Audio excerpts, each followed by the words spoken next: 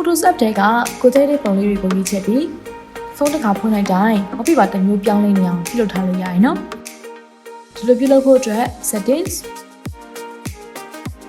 Wallpaper Add New Wallpaper Photoshop တွေက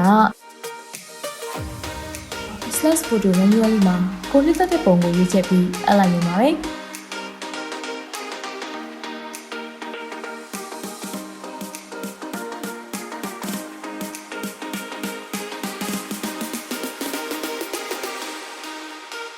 ပြီးရင်တော့ညာဘက်တောက်ကအဆက်လေး30ကိုနှိပ်ပြီး on lock ကိုရေးချလိုက်ပါ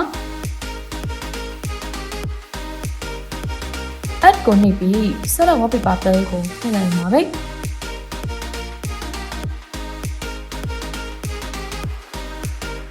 ဒါဆိုရင်ကိုယ့် iPhone လေးကတစ်ခါဖွင့်လိုက်တိုင်း wallpaper တစ်မျိုးပြောင်းလဲနေတာကိုမြင်တွေ့ရမှာဖြစ်ပါတယ်ကြည့်ရှုပေးခဲ့တဲ့အတွက်ကျေးဇူးတင်ပါတယ်